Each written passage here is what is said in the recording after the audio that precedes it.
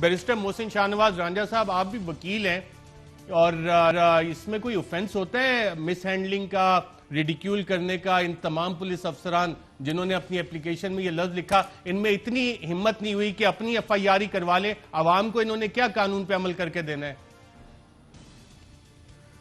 देखिए, मैं आपको एक बात बताऊं, ये भी मैं समझता हूं कि ये बड़ी एक पाकिस्तान की आवाम के अंदर जो कई सालों से, दहाइयों से जो बात खामोशी में लोग शर्म में, हया में चीज़ें नहीं डिस्कस करते थे, अब वो लोगों ने बरमला करनी शुरू कर दी हैं। चाहे वो पुलिस के अफसरान हो, और जो ये वाक़या हुआ है इसके बाद मैं आपकी बात से एग्री करता हूँ अरशद साहब कि इनको FIR करवानी चाहिए थी, इनको FIR देनी चाहिए थी, इनको मुद्दई बनना चाहिए था। अगर इस तरीके से एक IG को इस तरीके से घर से लेके जाया जाए, उसको रिडिक्यूल किया जाए, वो पूरी फोर्सेस का हेड है। मैं आपसे एग्री करता हूँ, अरशद साहब ने बिल्कुल ठीक कहा। सिंध पुलिस के IG साहब को FIR करवानी चाहिए उनके खिलाफ, जिन्होंने उनको उठाया, जिन्होंने उनको अगवा किया।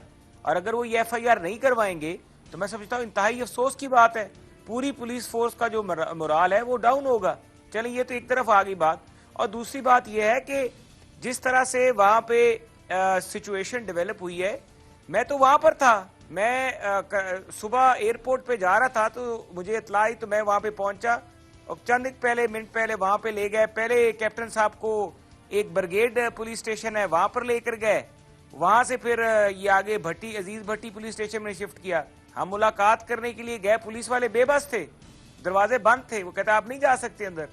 मतलब बेबसी की इंतहा है। मैंने उस टाइम मेरे साथ जुबैर साहब भी थे, और जो गुफ्तगू जुबैर साहब के साथ और जुबैर साहब के दरमियान और चीफ मिनिस्टर साहब के दरमियान गुफ्तगू हुई, मेरी मौजूदगी में हुई थी गुफ्तगू, जिसके बाद हामिद मीर साहब ने ट्वीट किया था। और ये सारे हकीकत पे मबनी बयान है। अब अगर आप उस पर पर्दा डालेंगे तो भाई बात यह है कि जब सिंध का वजीर आजम पंजाब में फांसी उसको होती है, शहीद हो जाती है, सिंध की रानी पंजाब में आके, पंजाब के लिए कितना बड़ा ताना बनता है। अब ये सिंध का जो पंजाब की बेटी जब सिंध में गई हुई थी, अगर उसके साथ इस तरह की उसके कमरे का दरवाजा तोड़ा गया, वो कमरे में खुद मौजूद थी, बेड में थी, और कमरे का दरवाजा हम तो तोड़ के बिल्कुल मज़ारे कायद पे जो हुआ वो भी गलत था, एक ऑर्डिनेंस और लॉ की वायलेशन। लेकिन ये आईने पाकिस्तान जो आप बात कर रहे हैं, इसका आर्टिकल 14 जो है, क्या उसकी भी वायलेशन हुई है? बैरिस्टर मोहसिन शाहनवाज रांझा साहब, देखिए, मैं आपको एक बात बताता हूं कि जो चादर चार दीवारी एक औरत का या किसी की भी privacy of home and inviolability of the dignity of man, article 14 of the constitution, क्या ये भी वायलेट हुआ? बिल्कुल बिल्कुल। सबसे बड़ी चीज हमारे कॉन्स्टिट्यूशन में सबसे बड़ी चीज डिग्निटी है। अब वो जो रिडिक्यूल की बात कर रहे हैं, उसकी डिग्निटी जो है वो क्वेश्चन हो गई है।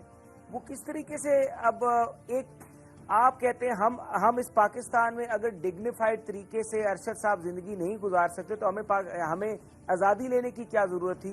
हमने जो उस वक्त ब्रिटिश एम्पायर के आगे पूरी इस कौम ने और इस इलाके ने, खित्ते में जो एक तहरीक चली थी, तहरीक पाकिस्तान, उसका मकसद क्या था? दो कौमी नजरिया क्या था? सिर्फ डिग्निटी के पीछे था ना। हमें वो कहते थे कि ये इनको, तो अगर डिग्निटी नहीं मिलेगी तो फिर तो हम वहीं पे वहीं खड़े हैं।